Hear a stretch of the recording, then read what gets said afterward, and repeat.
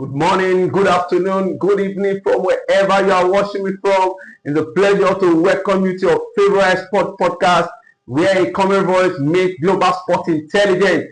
I am your host, Kylian, and I'll be bringing you the world's biggest sports story with sharp analysis, with honesty, and with the passion that it truly deserves.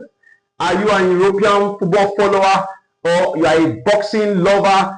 Be it you are a tennis fan and you want the best of the news that is making the rounds, I tell you this particular episode is for you. Now let's get started with a few quick headlines from the world of sports. In the world of boxing, Anthony Joshua gets July fight offer and a potential Fury showdown in November. English boxing promoter Eddie Hearn has actually revealed that Anthony Joshua could return to the ring in July as part of a proposed two-fight deal linked to the Riyadh season. Now, in the immediate aftermath of that fight, Fury called for a long-awaited showdown with Joshua, one that has actually been nearly a decade in the making, will actually come to fall. Eddie Hearn actually confirmed that both fighters, Tyson Fury and Anthony Joshua, has actually been on course to make sure that their fight actually came to fruition, as the both of them are willing and are actually putting everything it takes for them to make sure that this fight actually comes to fruition. Why the interim bout that is meant to take place for Joshua in the month of July has wider been speculated as a potential opponent for AJ. But Hearn has actually refuted that claim, stating clearly that the current proposal does not include wider, as stakeholders are keen to avoid jeopardizing the proposed blockbuster fight between Tyson Fury and Anthony Joshua. Hearn said that the powers that be doesn't actually really want us to be in that type of fight that could jeopardize the chances of AJ fighting Tyson Fury in November. Now, away from the world of boxing, let's head straight to tennis, where we can confirm to you that Carlos Alcaraz, world number 2, has actually pulled out of Barcelona Open with a wrist injury. Top seed Carlos Alcaraz has pulled out of the Barcelona Open with a wrist injury after he has actually overcame a first round win over Finnish qualifier Otto Vatanen in straight set 6-4, 6-2 in the first round match on Tuesday, but actually suffered from a discomfort during that contest. Now, the two-time champion in Barcelona, Alcaraz, has been due to play Thomas Machak of the Czech Republic on Thursday. Following medical test on his right wrist, he has actually decided to withdraw from the Barcelona Open. Now, Carlos Alcaraz actually is in a race to actually be fit for Madrid and Rome Open as he builds towards the defense of his French Open title, which is going to begin in Paris on May 24th. Now, I want to wish Carlos Alcaraz a very quick recovery from the injury as we look forward to having him back on the court soonest. Now, let's turn our attention to football, where Ugo Ekitike of Liverpool has been confirmed with that he will miss the rest of the season and also miss out of a place at the World Cup with France. Striker Ugo Ekitike will miss the World Cup after he suffered a suspected Achilles injury during Liverpool's Champions League defeat by Paris Saint-Germain on Tuesday. Now, the French forward left the pitch at Anfield on a stretcher, and Liverpool actually feared a long absence for the 23-year-old, which could also rule him out of the start of next season. Don't forget, Ugo Ekitike actually joined Liverpool from Eintracht Frankfurt last July and has been one of the standout performers in a difficult season for the club, with 17 goals and 6 assists in all competitions. Now, still on football, in the UEFA Champions League, Arsenal head coach Mikel Arteta has come out to say we have done something that has never been done in the history of our club. Arteta claimed that his team has actually done very well and made history for the club after they overcame Sporting Lisbon in their quarter-final encounter with a 0-0 draw at the Emirates Stadium, which was actually enough to seal their place in the semi-final of this season UEFA Champions League, having reached the stage of this competition last season.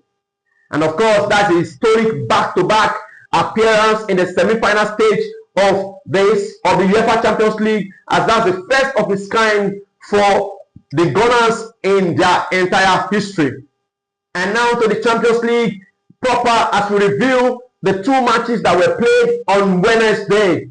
Arsenal marched on to the semis with an uninspiring performance in a goalless draw against Sporting Lisbon at the Emirates Stadium. While in the other match, it was an eventful and it provided one of the most memorable Champions League encounter, as 7 goals was scored. Fastest goal was actually strike, and there were 2 red cards as Bayern Munich eliminated Real Madrid in a dramatic fashion. The German champion, who actually had a 2-1 lead from the first leg encounter in Madrid, but Adam Gulai's lightning fast 25-yard strike following a mistake by veteran goalkeeper Manuel Neuer actually leveled the scoreline and set the tone for a breathless return at the Allianz Arena.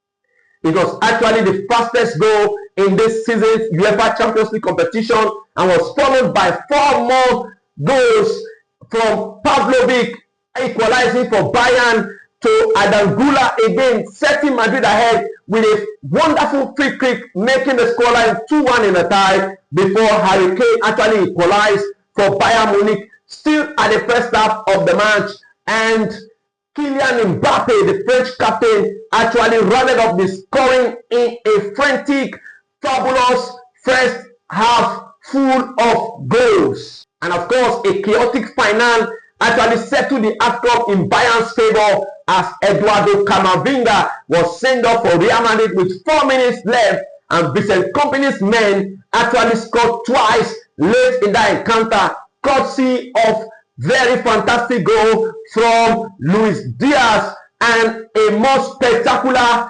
individual brilliance from Michael Olise, that made the scoreline to actually be 4-3 in the ninth, and Bayern Munich progressed to the semi-final of the UEFA Champions League with 6-4 on aggregate.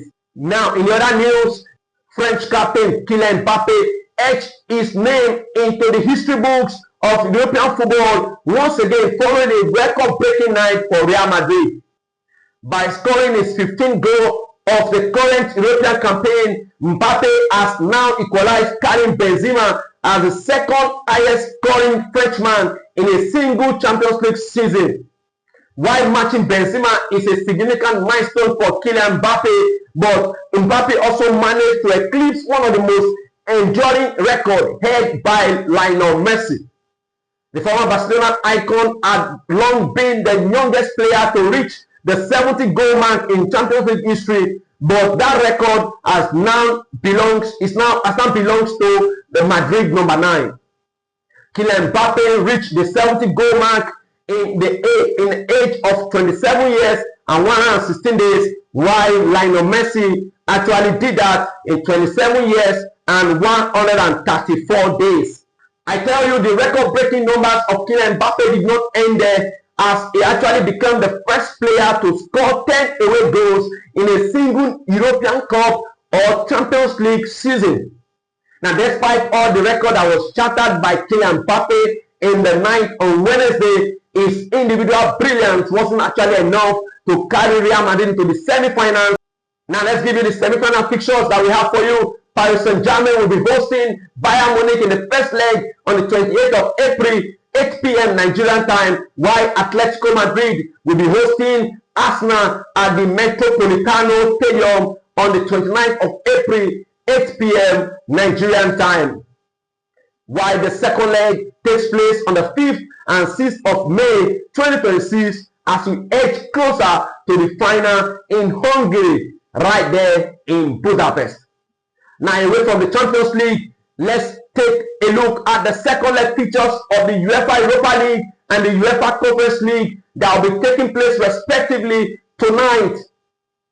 In the Europa League, the first leg result was Praga actually playing a 1-1 draw with Real Betis, while Bologna lost at home to Aston Villa, while Porto and Nottingham Forest played an intriguing 1-1 draw right there at Porto, while Freiburg defeated Celta Vigo 3-0.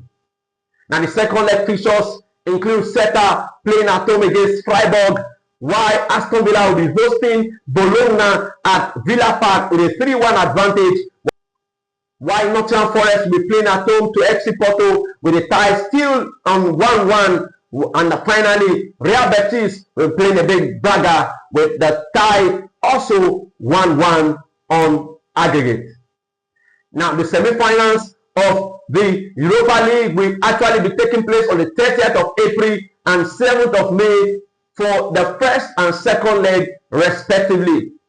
Now, let's turn our attention to the UEFA Conference League, where we have fixtures and results for you. In the first leg result, Crystal Palace defeated Fiorentina 3-0, while Ukrainian side Shakhtar Donetsk beat AZ Alkmaar 3-0. Rayo Vallecano are actually one step away from playing in a European semi-final for the first time in their club history, following their 3-0 win against AEK Athens.